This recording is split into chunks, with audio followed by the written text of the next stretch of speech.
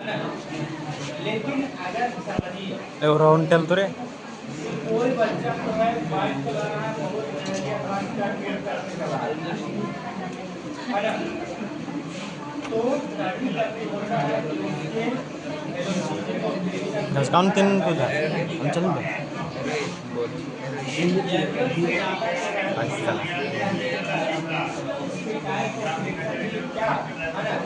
Control नहीं कर पाता और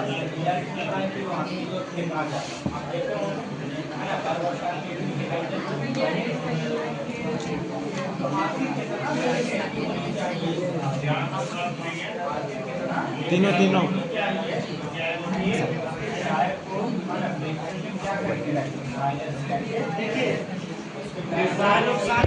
आराम से समझिए, ठीक है, आराम से समझिएगा तो आपको इस पर मेहनत नहीं करना टेलना रे पड़ेगा, याद करने के लिए प्लान नहीं करना पड़ेगा, नहीं समझिएगा बहुत याद करना पड़ेगा।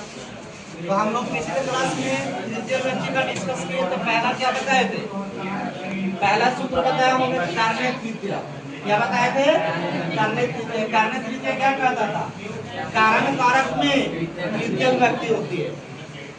दूसरा क्या बताए थे, अपवर्ग तृतीय। अपवर्ग तृतीय का कहना यह था कि कार्य समाप्ति और फल प्राप्ति के योग में तृतीय व्यक्ति होती है।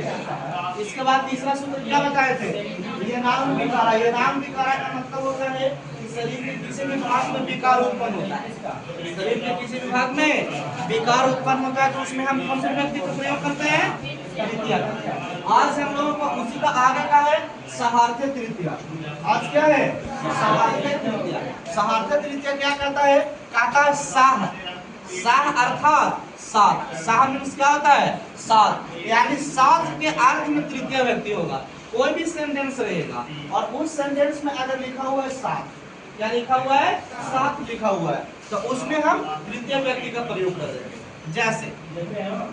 जैसे कि अगर हम बात करें, है ना, यथा में बात करें तो होगा राम का विवाह, राम का विवाह सीता के साथ हुआ, राम का विवाह सीता के साथ हुआ, ठीक है। तो ये सेंटेंस कहीं ना कहीं, है ना, ये बताना चाह रहा है कि राम का विवाह किसके साथ हुआ, सीता के साथ। तो साथ मिल गया ना जी, तो साथ यहाँ पे मिल गया, तो साथ के अर्थ में कौन से व्यक्ति का यूज करना है, तृतीय का प्रयोग करना है। जैसे इसको अगर हम बनाएंगे तो यहाँ क्या लिखा हुआ है, राम का, तो पहले यहाँ पे लिखा हुआ है राम, तो राम के आप राम लिख दो, ठीक है। इसके बाद देखिए कारक चिन्ह के अनुसार देखा जाए तो का के की कहाँ पे है, तो कारक चिन्ह के अनुसार देखा जाए तो का के की संबंध षष्ठी, कर्ता ने प्रथमा कर्म को तृतीया, कर्म से तृतीय, संपदान की चतुर्थी, अपदान से पंचमी, संबंध का के की षष्ठी, षष्ठी में होता है। तो कारक चिन्ह के अनुसार देखा जाए तो षष्ठी है, लेकिन इसके आगे जाते हैं तो सूत्र व्याख्या तो नहीं है, सूत्र व्याख्या डायरेक्ट मेरा यहाँ पे है, तो सूत्र व्याख्या जहाँ पे रहेगा वहीं पे ना हम यूज करेंगे सूत्र व्याख्या का, है ना।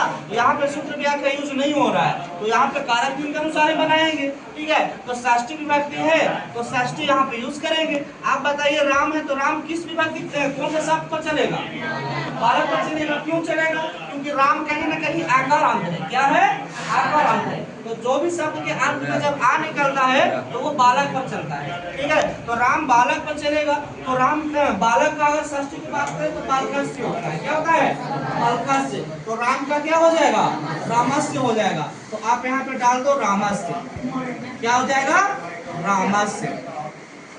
कहाँ का मैटर क्लियर हो गया। अब यहाँ पे क्या है, विवाह है, क्या है, विवाह। तो विवाह का आपका विवाह हो जाएगा।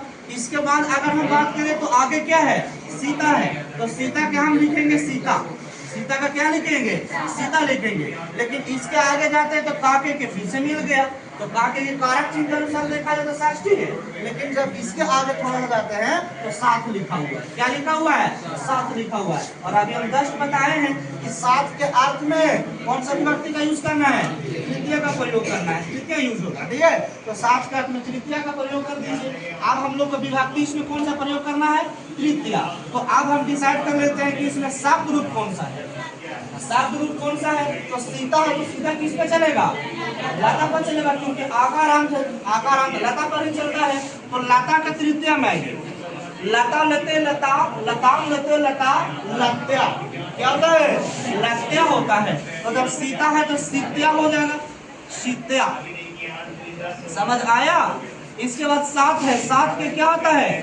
शाह मीन साथ होता है। और भाव का मतलब होता है हो जाना। भाव का मतलब क्या होता है? हो जाना। लेकिन ये सेंटेंस कहीं ना कहीं भूतकाल में कह रहा है कि राम का विवाह सीता के साथ जो हुआ, यानी पास्ट में है ना, तो पास्ट में है यानी भूतकाल हो गया। तो भूतकाल यानी कौन सा लकार? लंग लकार। लंग लकार बताइए भाव पर क्या चलेगा? अभावत, अभावताम, अभावन, यही होता है। अभावत, अभावताम, अभावन। तो यहाँ पे है राम का विवाह सीता के साथ हुआ। तो राम का विवाह सीता के साथ हुआ तो एक ही आदमी ना है, एक आदमी है। तो ये सेंटेंस कहीं ना कहीं एक वचन को इंडिकेट कर रहा है। तो जब एक वचन को इंडिकेट कर रहा है तो एक वचन मतलब फॉलो कर दीजिए, तो अभावत हो जाएगा। क्या हो जाएगा? अभावत, अभावत। ये आपका बन गया सार्थक द्वितीयक।